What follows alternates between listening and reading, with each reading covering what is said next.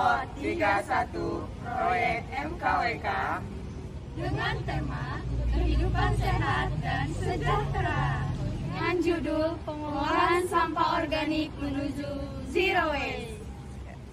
Berikut video kegiatan kami. Dari data Waste for Change, Indonesia menghasilkan sampah sebanyak 175.000 ton per harinya. Titik sudah jadi tempat pembuangan sampah. Kabupaten Bekasi, Jawa Barat, sampah sisa produk konsumsi dan rumah tangga mendominasi. Indonesia bahkan tercatat sebagai penyumbang sampah terbanyak kedua di dunia, loh Timo. Sejumlah sampah justru terlihat di beberapa titik di wilayah Tangerang Selatan, Banten. Selain kurang disiplinnya warga, sampah pun dibiarkan karena kurangnya petugas pengangkut sampah.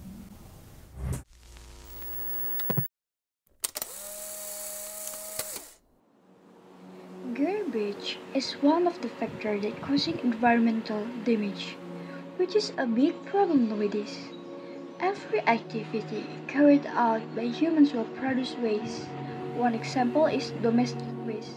Based on this, it is necessary to apply an alternative as an effort to protect the environment, improve natural quality and prevent disease.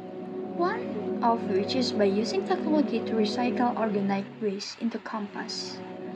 And this small step that we take hopefully can make a big difference to Earth.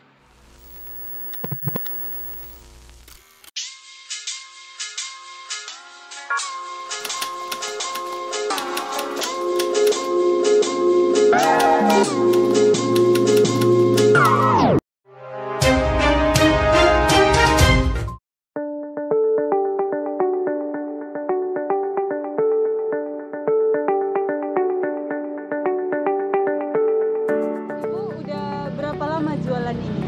Sudah 10 tahun. Oh, sekitar 10 tahun. Kira-kira sampah yang dihasilkan setiap hari berapa banyak, Bu, dari jualan Ibu? Enggak terhitung dia. 5-6 kilo gitu aja. Sehari ya, Bu? Iya. Itu sampahnya dikemanakan, Bu? Ada yang ngangkut atau Ibu buang sendiri? Buang ke tempat sampah itu. Oh, ada tempat pengumpulannya ya? Kira-kira sampah-sampah yang Ibu kumpuli sehari-hari itu ganggu kegiatan Ibu jualan nggak? Ganggu juga lah. Menurut Ibu tahu nggak tentang pengolahan sampah organik dari sampah ini? Nggak tahu. Menurut Kakak, sampah-sampah yang ada sekitar di sini tuh mengganggu nggak untuk kegiatan Kakak jual beli? Sampah? Iya. Kalau sampah udah terganggu lah. Makanya kami kalau sebelum buka, kami sapu ini. Tutup pun wajib kami sapu, karena kan cari kita makan, ya harus bersih. Jadi ini kami sapu. Menurut Kakak, kalau misalnya nih sampah-sampah ini diolah jadi pupuk organik itu bermanfaat nggak? Kalau itu bermanfaat, makanya aku bilang gitu ya. Sebenarnya aku tinggal di Brastagi. Jadi untuk pupuk organik itu ada, kayak nanas biasa, nanas, pepaya, itu kan sering dijadikan pupuk organik. Jadi kalau untuk bahan barang buah busuk itu jadi pupuk organik itu bagus. Untuk pertanian di Brastagi sana dipergunakan itu, Pak. Jadi kalau makanya aku oke kan, karena aku tahu kalau di daerah Brastagi, kalau di sini nggak ada lah ya, aku tahu ya. Kalau di Brastagi buah-buah busuk itu sering digunakan jadi pupuk organik. Jadi menurut Kakak, kan kami ini punya kegiatan nih mengolah sampah sisa ini untuk jadi pupuk organik, itu gimana pendapat Kakak? Itu bagus ya, karena kalau setahu aku di Medan belum ada. Tapi kalau di Brastagi dari Tanah Karo, kalau sampah-sampah buah itu udah banyak dilakukan, jadi bikin pupuk organik udah banyak. Kalau di sini belum ada. Terima kasih ya Kak ya. Kira-kira sampah yang dari jualan Ibu per hari itu kira-kira berapa kilo? Tergantung lah, tergantung. Kalau lagi sunyi banyak terbuang. Kalau lagi rame ya sedikit sampahnya kan gitu. Berarti itu sampahnya kayak mana, Bu? Ibu buang langsung atau kumpulin, ada yang ngambil gitu? Ada yang ngambil tukang sampah terus dikumpul di sana, nanti dibawa tukang sampah gitu. Kira-kira kalau misalnya nunggu sampahnya di sini, Ibu rasa itu mengganggu Ibu nggak? Sangat. Kalau efek dari sampah ini ke tempat jualan Ibu kira-kira apa, Bu? Ya bau, namanya sampah ya. Bau, terus orang nggak senang lah gitu kan. Ibu tahu nggak kalau ada pengolahan sampah organik dari sampah-sampah kayak gitu untuk menjadi pupuk gitu? Maksudnya tempatnya atau mengerti atau Ya, gimana? mengerti aja, Ya, saya Ibu tahu. Bisa pupuk organik lah. Jadi kami di sini kan mau bikin itu, Bu. Menurut Ibu, pendapat Ibu dengan adanya kegiatan kayak gini gimana, Bu? Ya bagus. Jadi kalian itu bisa menciptakan sesuatu yang jadi ini kan.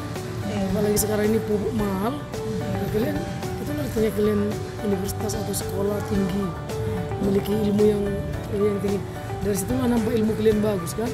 Bisa mencari sesuatu yang tidak ada tadi, bisa menjadi berguna bagi masyarakat gitu. Nah,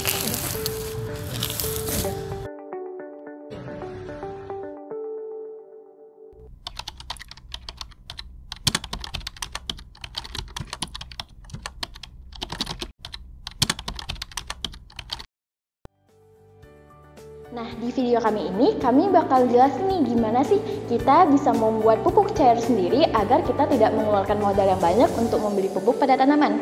Nah, cara yang bisa kita lakukan yaitu dengan membuat ekoenzim. Ekoenzim ini adalah larutan hasil fermentasi dari sampah organik. Bahan-bahan apa saja sih yang kita perlukan untuk membuat pupuk cair ini? Nah, yang pertama yaitu adalah sampah buah dan sayurnya.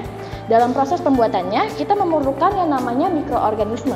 Mikroorganisme ini berasal dari sampah sayur dan buah yang kita dapat dari sampah yang telah kita kumpulkan, baik dari sampah rumah tangga ataupun dari sampah manapun.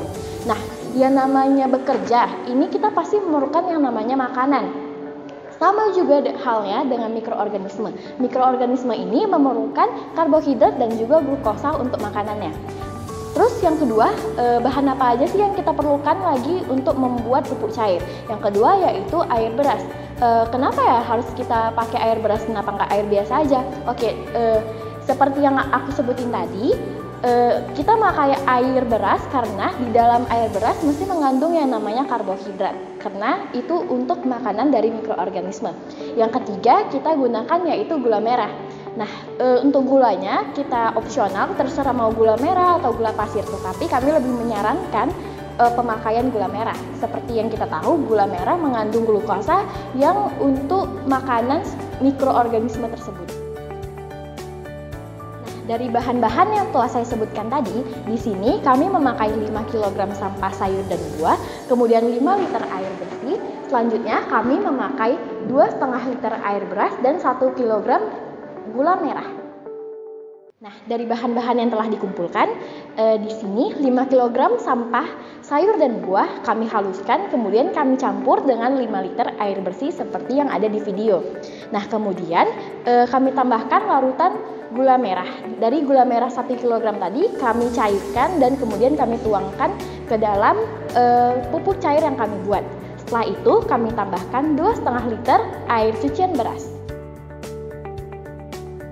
Nah, setelah semua bahannya dicampurkan, kemudian pupuk cairnya kita pindahkan ke dalam wadah berupa botol ataupun galon. Nah, dalam video ini kami menggunakan galon sebagai wadah pupuk cairnya. Hal yang harus kita perhatikan dalam waktu kita mengisi pupuk cair ke dalam galonnya, kita harus menyediakan sedikit ruang.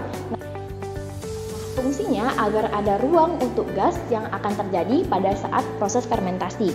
Nah, selanjutnya pupuk cair ini akan kita simpan selama lebih kurang waktu 14 hari atau 2 minggu dan setiap 2 kali dalam 1 minggu kita aduk. Nah, yang harus kita perhatikan juga, setiap hari kita harus membuka tutupnya untuk mengeluarkan gas hasil fermentasinya tadi. Nah, sekian video penjelasan dari saya. Terima kasih. Nah, dan ini adalah hasil pembuatan pupuk kami.